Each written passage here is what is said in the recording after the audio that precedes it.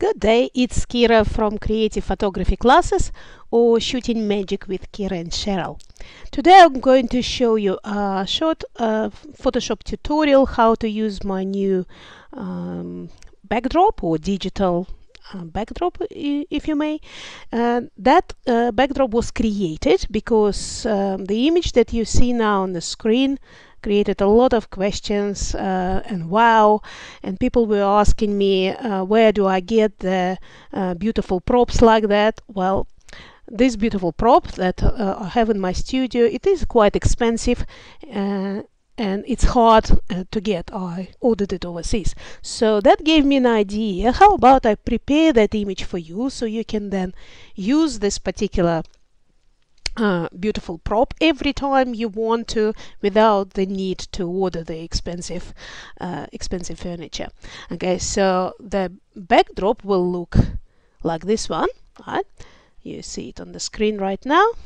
Okay, this is what you will have when you buy it and download it. Okay, now I want to show you how to use that backdrop.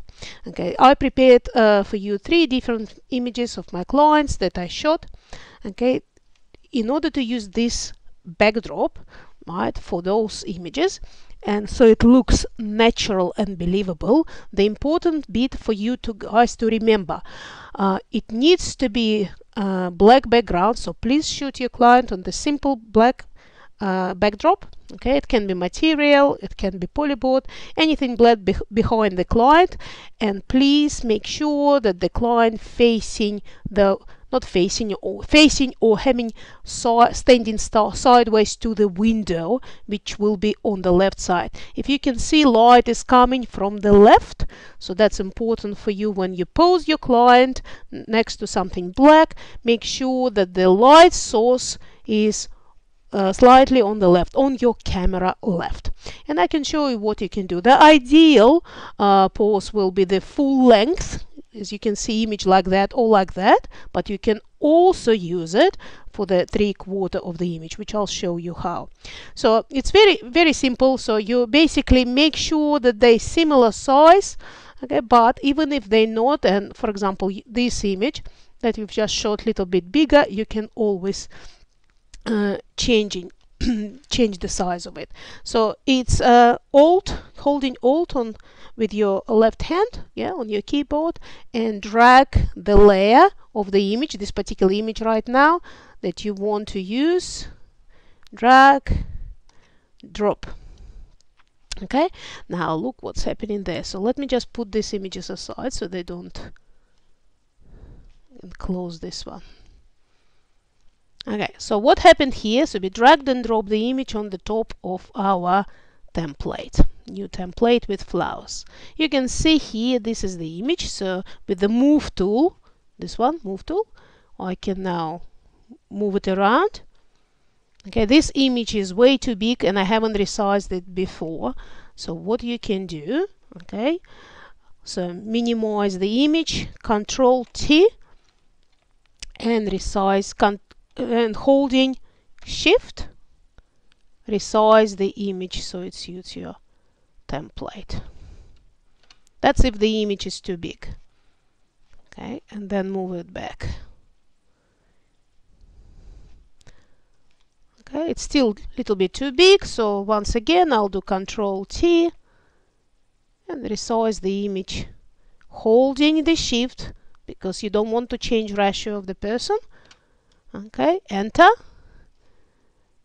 Okay, so pretty much somewhere here, but of course you can see we have some problems in this area, right?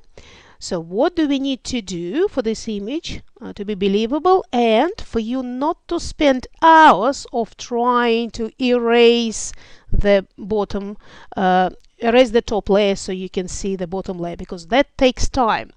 So remember I said important that you shot on the black. So look what we do. You go into your layers here, and you can see right now we have blending mode picked normal. Okay, so normal is good and the person looks good, but we have all sorts of problems here. So what we do, we change normal to lighten. Wow, see? You don't need to do much work. Okay, but we can see a little bit of difference here because the bottom layer, coming through little bit. So look again. So if I enlarge and you look at the person, when it was on normal mode, the person looked better, but we have a little bit problem here, right? We don't want to spend hours. Okay, we want to blend it lovely, so we use lighting mode. Okay, but now we have little bit of bottom layer coming through the person, right? And she doesn't look correct. Okay, I'll show you a little trick, how we can trick that.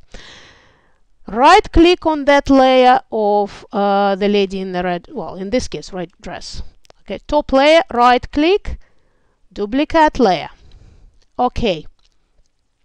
For that top layer that we just created, choose normal mode. Normal. Okay, don't despair because you can see that happen again. Okay, so what you need to do after that, okay, add mask. Here, that. Okay, add mask. So we add mask, and after that, okay, what we need, okay, so and after invert, pick the white brush and just go over the body where you see problem areas. So what we're basically doing, we inverted it, so it inverted back to the way it was, and now with the white brush we introducing what we've just created, which is another layer on normal blend mode. So we introducing that little bit of the blend mode so the person looks right. Okay, easy, right? Okay, so let me just do it one more time. Okay, so you understand. So if I can get rid of that layer and get rid of that layer. Okay, so let me just do it now with another image to just confirm what we've just did. Let me get rid of this top layer with the red dress. Okay, and see if we can use another image. Okay, so Alt, holding Alt, dragging from layer on the top, release. Okay, minimize it so we can see what's happening. Control T if I need to. Okay, so I think it's the same size, this image, and with the move tool I'll move it where I want to. Okay, so it's pretty much where it should be. She can be a little bigger if you want to. Again, Control T, and I can make her a little bigger. Okay, same problem here. So what we do, changing mode from normal to lighten. Okay, so everything here is perfect, but you can see, let me zoom in on that. You can see here, okay, that the bottom layer is now coming through in her dress. Okay, and we don't want to. So what do we need to do? Right click on this layer, duplicate layer. Okay, then in that top layer we changing mode to normal. Okay, ignoring what's happening. After we change the mode to normal, we add mask. Add mask. After that, we click, or we hold Control and click I to invert. And then with white brush, okay, we introduce back that effect we just created, so she looks correct. Okay, so basically we introduce back a little bit of normal mode where we see the problem areas. Sorry, software is running a bit slow again. Okay, so like that. And again, if you made a mistake and go a little bit more here, okay, go back on the black brush. Okay, and so you can go black brush or white brush. On white brush, we want to introduce the effect. Black brush, right, will take effect away. And she looks fine. You can see it's happening, right? Okay, so let me just show you another image, how we can do it. So let's put these images aside.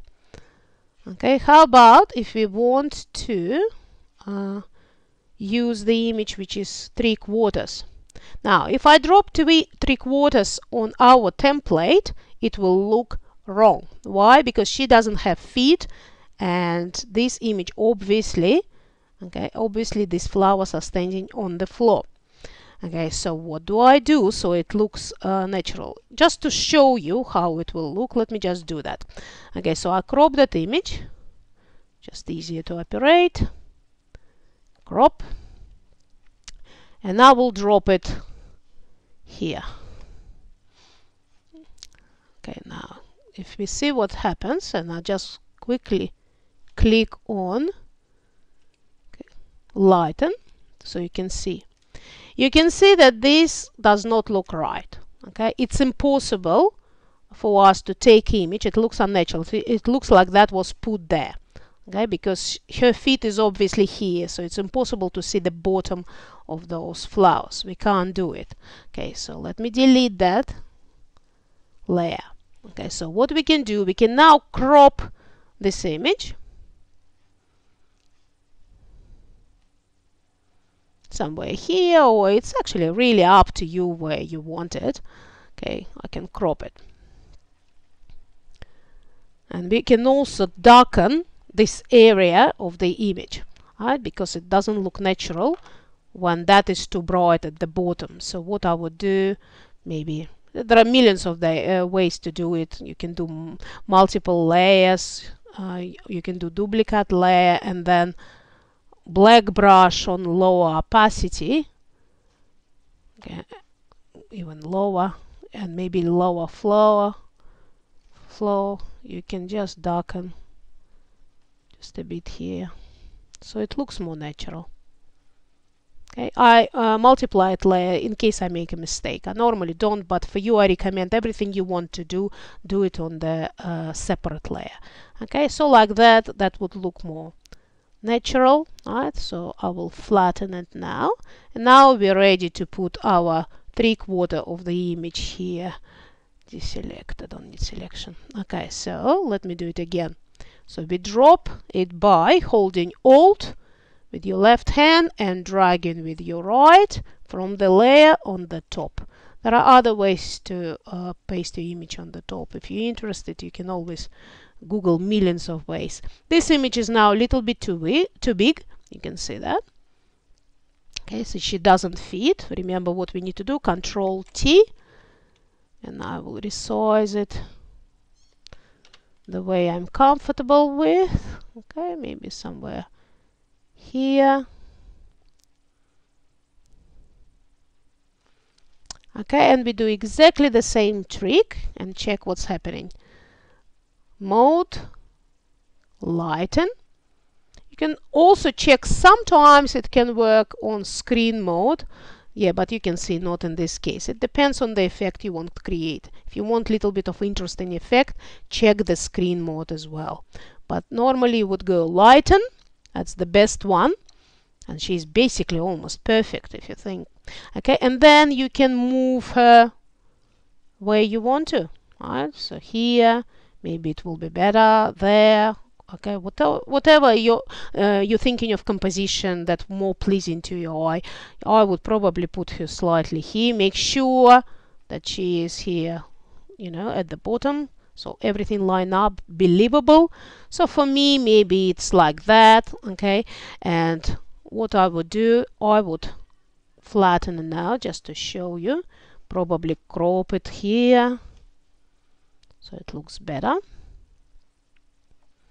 Okay, but then I want to show you one more trick that will make this image believable, that nobody will guess you used something that you haven't shot from outside. Okay, and that trick will be, let me deselect layer, duplicate layer. Okay, so we have two layers now, and now watch. Filter, render, lighting effects.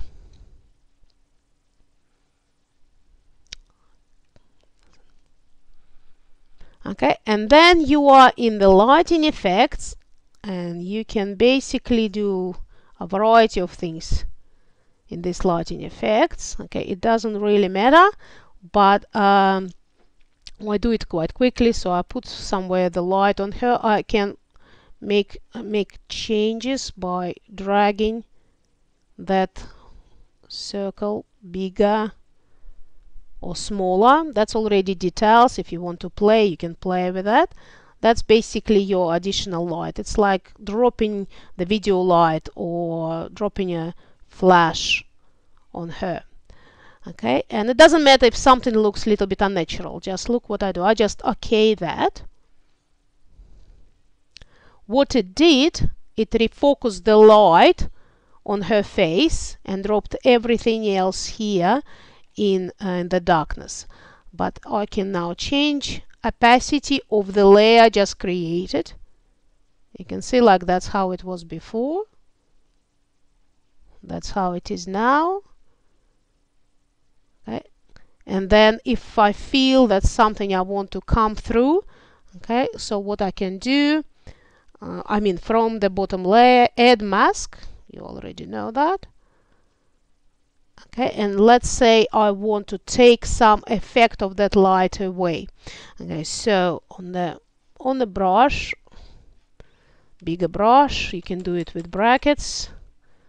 Okay, right or left bracket will give you bigger or smaller brush. I can just see what I'm doing.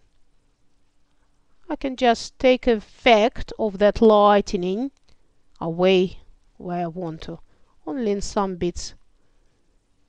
In this case, this image is sort of looks like she belongs where we just showed her. Okay, don't you think it's neat? So I hope you will enjoy our new template, and I will create a few more for you in the future. Okay, thank you very much for watching. Talk to you soon.